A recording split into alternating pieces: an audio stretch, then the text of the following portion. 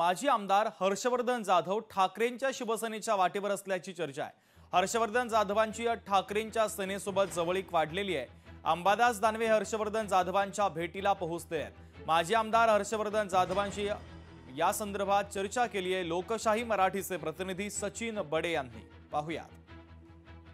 मराठा आरक्षणासाठी राजीनामा देणारे त्या तत्कालीन आमदार म्हणजेच हर्षवर्धन जाधव, मात्र त्यानंतर राजकीय कारकिर्दीमध्ये संकट आली, मात्र तरी सुद्धा ते लढत राहिले। अशामध्येच आता त्यांची शिवसेना प्रवेशाची चर्चा जी आहे ती ऐकायला मिळते।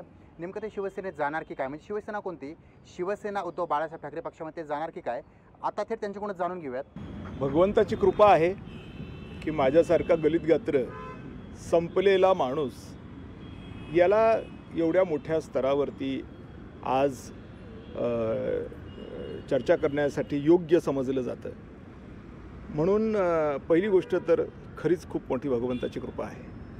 दुसरा महत्त्वाचा विषय की ते आले, त्यांनी काय चर्चा केली।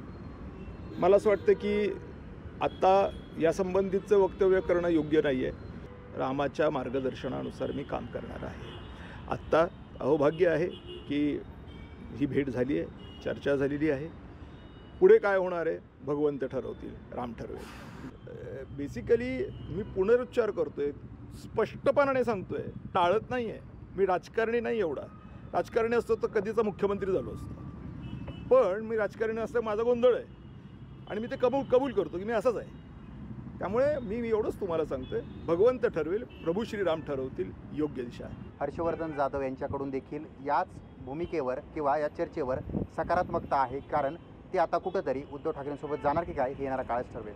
सचिन बडे, लोकशाही मराठी, छत्रपती संभाजीनगर। लोकशाही मराठी, ऐका, पहा, जागरूक रहा।